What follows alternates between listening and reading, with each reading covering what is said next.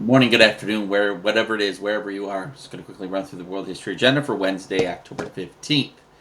Okay, without further ado, I'm going to have a big fat head. Look at first of all, the Exploration Absolutism pretest. Now it's time to put that back up and show you the pretest. You're going to fill out this form based on the questions for each individual section. This covers the rest of the learning targets for critical reading and visuals that we're previewing for the rest of the year. So, the rest of the semester. So no more pretest for the rest of the semester.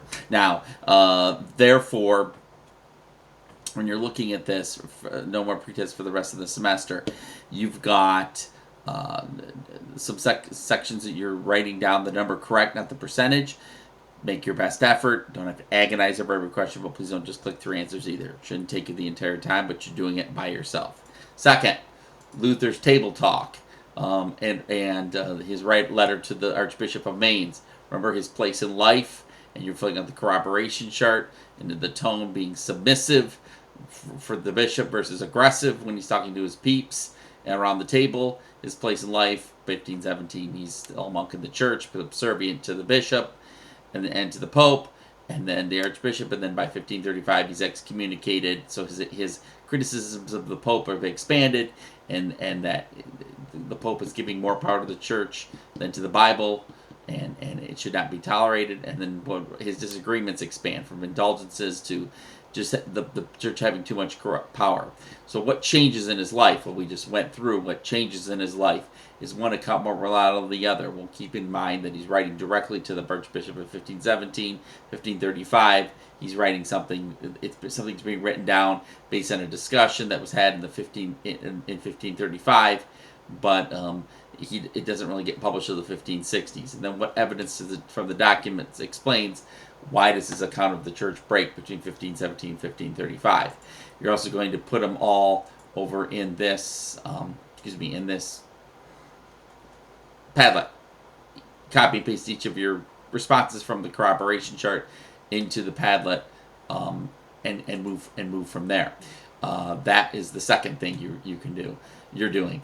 Third thing, remember that you are taking. Let me find this. You're taking the causes of the Protestant Reformation and ranking them from most important 1 to least important 10.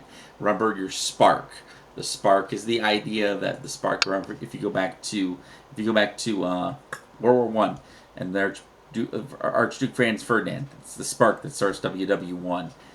Think about the spark that starts the Protestant Reformation, and then think about the secondary causes of the Protestant Reformation as you're going through there. So there's really no right or wrong, just your perceptions. Now here, review questions as the assessment is approaching.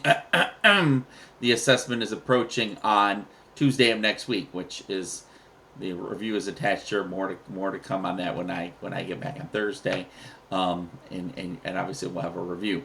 But think about some of these are practice questions for the assessment. This part, English poor law, this is going to be your hardest thing right here. This is King Henry making a decree about what are we going to do about the poor people in Great Britain after we throw out the Catholic Church and they're no longer able to provide help for them. So he's saying that what are we going to do with all these poor, wretched, miserable people, this poverty, and the able-bodied people who are unemployed or begging? What are we going to do? So he's saying, what would we do with these poor, miserable people? Are we going to make them work? What are we going to do with them? So the question is, are they deserving of scorn based on the tone? And the question is, what would we? Which of these following is likely the most provision of the law? Because it says, by the following, in the manner and form following. In other words, with the following provisions, here's what we're going to do for the poor people. What would likely be it? Would it be begging would be legal?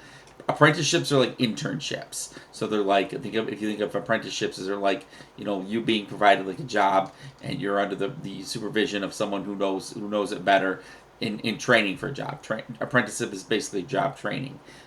Is it was just going to be open aid, or so? Think about the tone of what he's saying. Yes, we've got a problem with poor and wretched people in England, but yet those people need to be working as well. Lord helps those who helps themselves.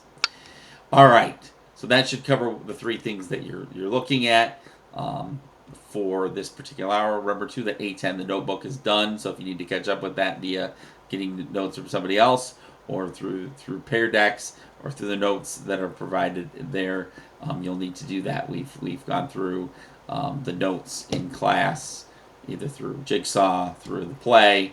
So you may have to get them off somebody else, which today would be a decent opportunity to do that during work time, as we're approaching the Part 2 Global Tapestry Assessment. All right, see you Thursday.